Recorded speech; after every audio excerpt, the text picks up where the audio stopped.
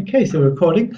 So I'd like to welcome as our next session Wasim Farouk, who's going to be talking to us around the critical role of the area information specialist towards decolonisation of the library.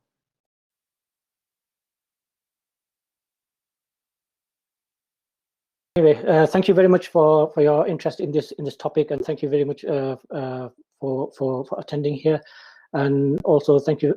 I thank the conference organizers for being patient with me and having me on here. So I'll shut the camera to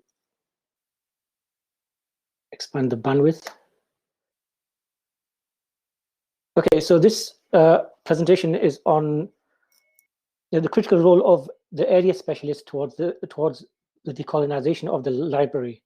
So in this presentation, I will be focusing on the role of the area specialist in the process of decolonizing the library. Although the acquisition of indigenous resources from the Global South has been suggested by Joss Damon in an LSE blog in 2019, I will be looking at what this can involve and the lack of area specialists needed to achieve this in the UK. To illustrate this, I will be looking at Middle East librarians in the context of UK higher education funded institutes.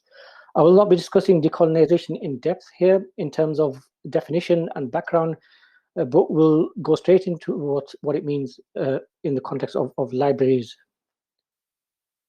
Excuse me.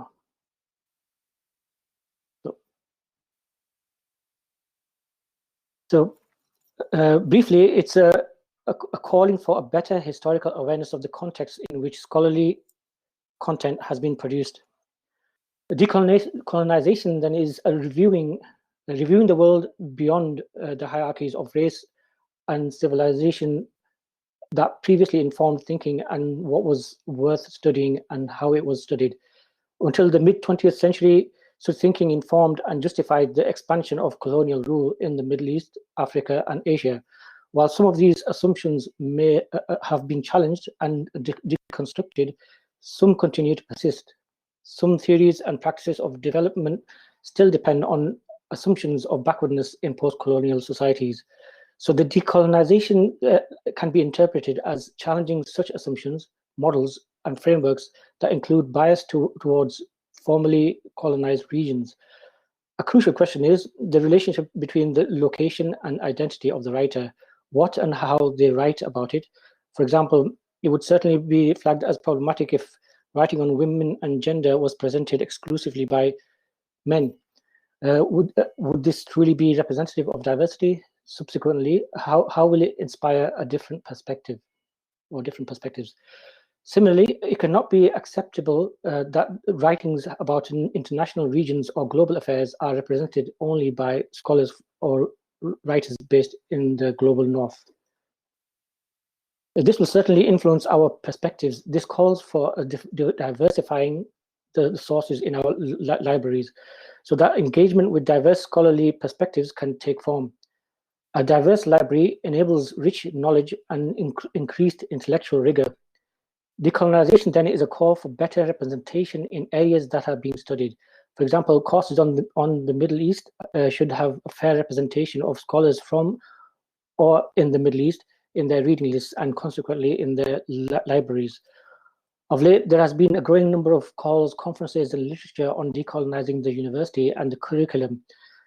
There have been similar developments for libraries to introspect and reevaluate their collections. Libraries have an integral role in the process of decolonizing the university and the curriculum. So what are the steps taken towards decolonizing the library? Libraries have been trying to decolonize their libraries in various by various methods. Some examples of potential provocations and assessing criteria are on the slide.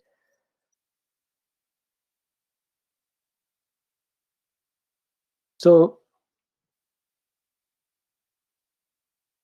to decolonize, we need to work towards diversity and inclusivity, audit reading lists, include gender, ethnicity, in additional to usual publication information in reading lists, That would be great. Elicit discussions with students about reading lists, create toolkits for academics, advocate for fair representation and recognition within subject headings, being aware of overwhelmingly biased content in spite of being of highly scholarly works by BME authors.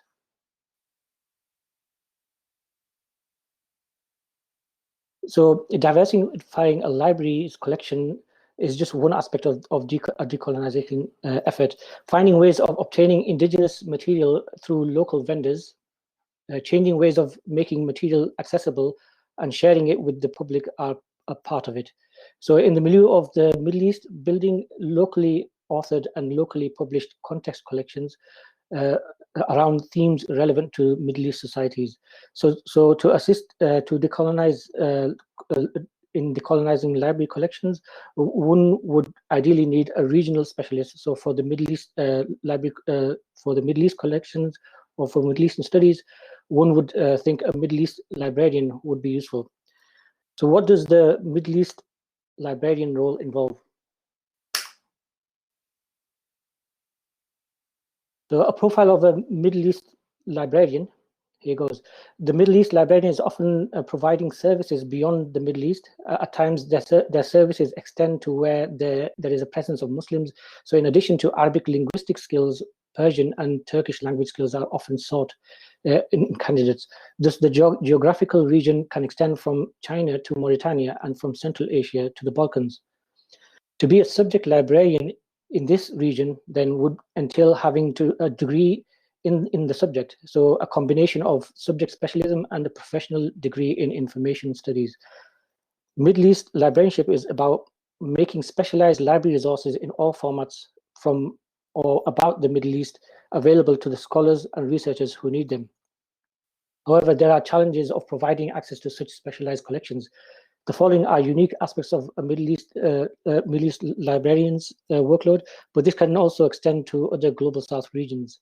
In terms of acquiring material, acquisitions tend to be from various vendors with different conditions of purchase, so there isn't a one-stop shop. So one needs to be good at managing relationships with multiple vendors, whom quite often fall short of the usual institutional purchasing standards that we are accustomed to. The publishing market in the regions are greatly decentralized, which means that often one needs to be aware of unauthorized editions and ISBNs linked to multiple titles or even editions. So to acquire quality resources, then ideally one would need to travel to the regions and personally evaluate the acquisitions. Often subject specialists or area specialists as such travel to book fairs in the regions where they can get the latest publications in one place. Political instabilities in the targeted regions can make acquisitions more challenging. There are various censorship challenges at times, so one would need to know vendors that can assist. Negotiating export licenses may also be required. Navigating regimes that restrict export and would rather destroy certain material. And also making payments can also be a challenge, whether buying online or in person. Short print, they often have short print runs, so this means that the book can become out of print very quickly and then become difficult to purchase. As for e-resources, they are a greater challenge from global South regions. E-books and journals are not systematically distributed or stored. So in our library, we used to receive Persian journals with the CD-ROM and a PD file of an issue. But then we need to have a challenge of how to systematically and ethically make that journal available electronically, which is quite difficult. So electronic publications are until recent scarce and of poor quality. So this is, however, this is changing at a much slower pace. Compared to the e-resources market in the global north, the south are still working their way up. In terms of cataloging, once we receive a resource, we naturally would need to make it available to patrons, so it needs to be cataloged. So the usual practice is to catalog using the original language. So this would mean that the catalog usually includes bibliographic details in the original script of the source. Additionally, the record will also include a transliteration, which is quite standard for non-Roman languages. So essentially, The details are entered twice, adding to the cataloging time.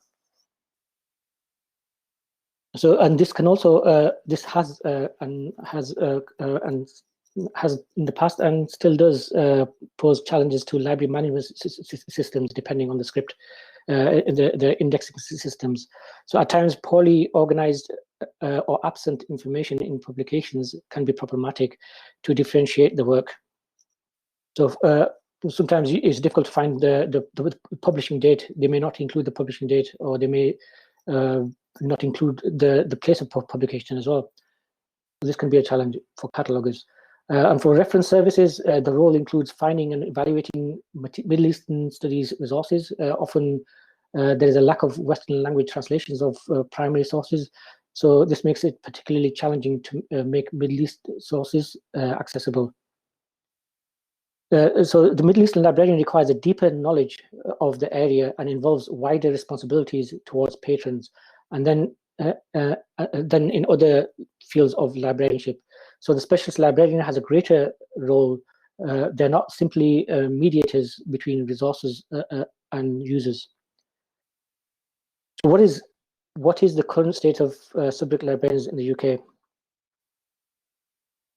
So library management restructuring in the past decade has seen the erosion of subject librarians and them being replaced with generic functional librarians.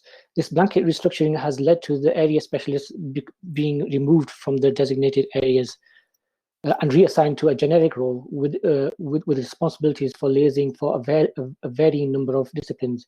So the restructuring is sometimes a good way to respond to the changing information environment and the shift of emphasis from collections to users. However, some blanket changes can have an impact on essential collections that could be seen as a step backwards in terms of decolonisation. So here's an example of a restructuring plan at the University of Manchester. This was done in 2012. So obviously this restructuring has had an impact on acquisitions or on generally the services that the library can provide for Middle East Studies Department, for example. So due to these restrictions, even at a designated research library, there is a significant impact, or there was a significant impact on the level of acquisitions and collection development, as there was no liaison or subject specialist librarian. The number of requests, therefore, from academics at the Middle East Department for the vernacular resources fell drastically. The cataloging was done by the reassigned subject specialist. So in one particular university, the specialist was reassigned. So fortunately, they did have the specialist there, so who could still buy material at request and also catalog the material. At another university, there is no proactive collection development. So the library purchases Middle East related resources on demand, and the Arabic cataloging is outsourced as and when needed. However, this also poses challenges of when such libraries receive the material, then if they don't have anybody that can read the material, it can sort of pose challenges of making sure that the title is catalogued correctly. So at another university since 2015, restructuring there was, so there was no acquisitions of works in Middle Eastern languages. So the library, however, was reluctantly accepting donations. So since the last, there was another subject librarian after the previous librarian retired, but the librarian left in 2014. So since then, they even were hesitant to accept donations, and the donations that they did receive or accept were catalogued by voluntarily by the previous subject librarian who had retired in 2012. And so he reported that in 2018 they had catalogued 20 books from the Middle East. So from a decolonization perspective, there is a greater need for area specialist librarians as there is no shortage of courses available for Middle Eastern studies. And there seems to be a growing trend of universities offering Middle East related courses. So to gauge this, I used the UCAS website to search for courses that were offered. So as you can see, when searching for Middle East Studies courses on UCAS, this was did this in 2019. The results suggested about 22 universities offering a total of 228 Middle East related courses between them. So these were primarily undergraduate or postgraduate taught courses. The actual figure can be higher than mentioned. So if you include research, MPhil courses and PhD courses, the number would be higher. So despite there being a good number of universities offering Middle East Studies courses, the number of related librarians in the field are diminishing or have diminished.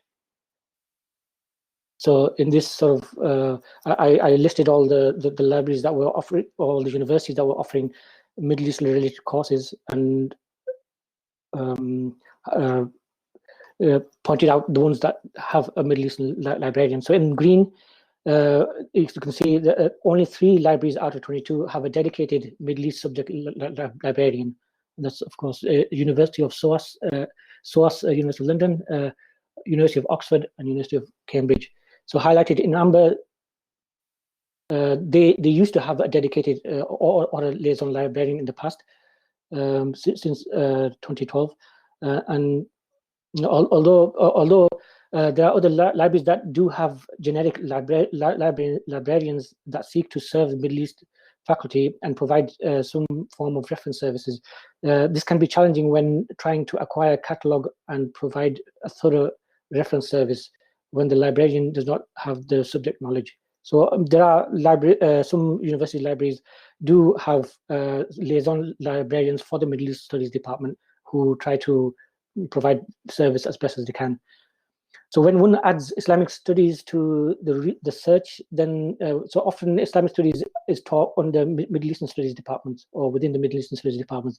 So when you add Islamic studies courses, then the number of providers and courses increase significantly. So a total of 31 universities offer a combination of 324 various courses between them. Despite the addition of Islamic studies, the number of university libraries that have dedicated specialist librarians remain the same, sadly.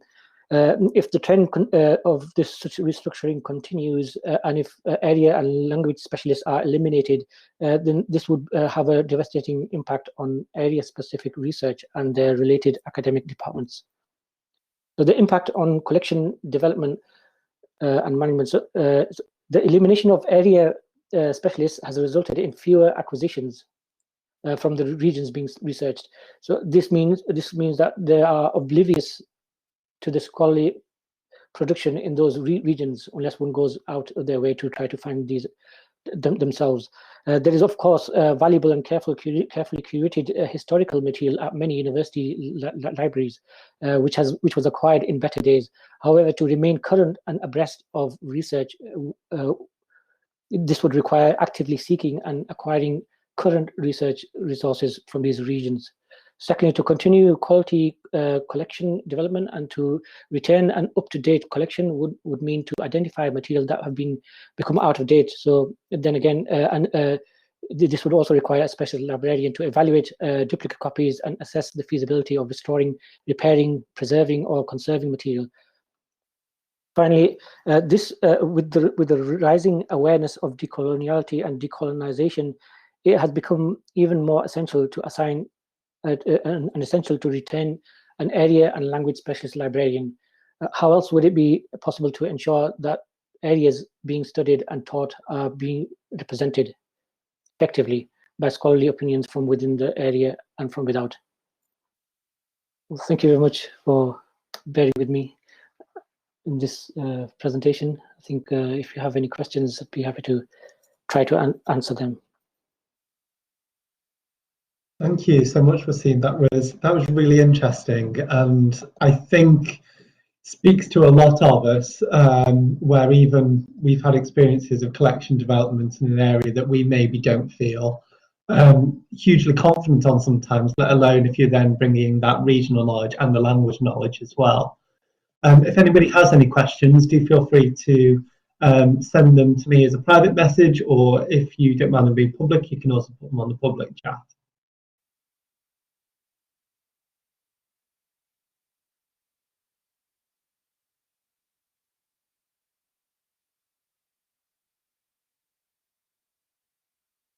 Just while I'm waiting, if any more questions come in, something was occurring to me, Wasim, Okay.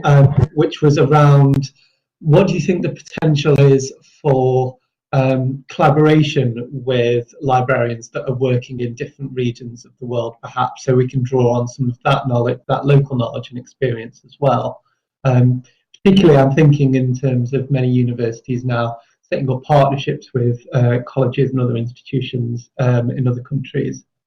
Indeed, that's the best way forward now, I think, with because obviously because of the reduction of these area specialists, to bring about to try to get new people to join the profession is going to be very difficult because there aren't any job opportunities available.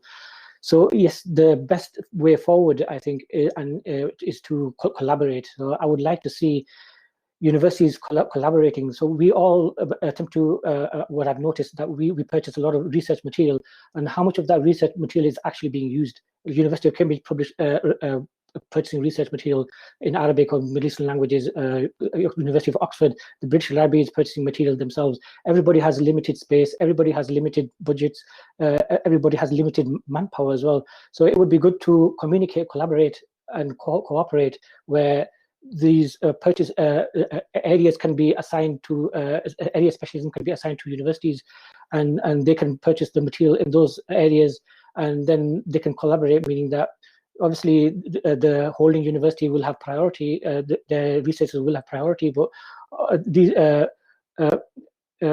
resources can often be shared, and a lot of the resources are just kept on the shelves and not being touched. And as you mentioned, there's a lot of expertise abroad as well, in America, for example, and even in Europe as well. So obviously these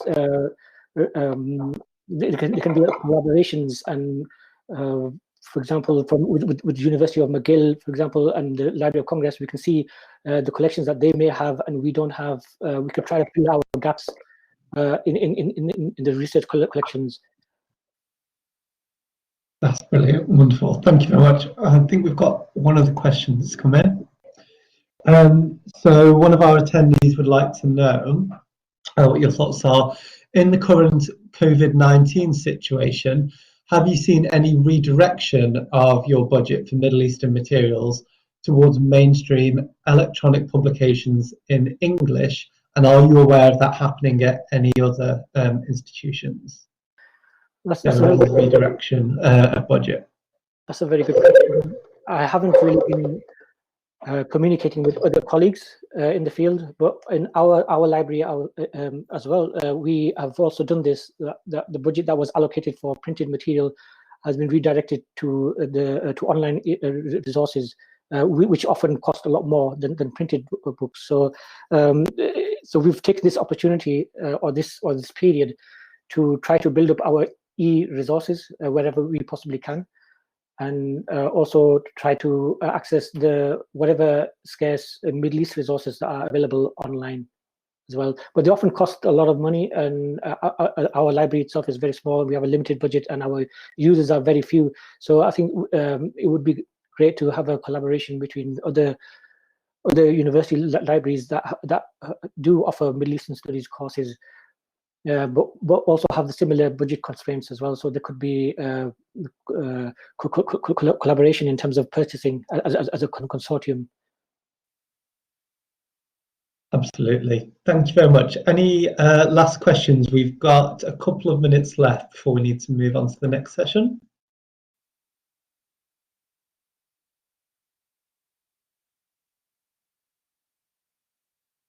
Okay, I don't think there's anything, any other questions, at least not in the time that we have left.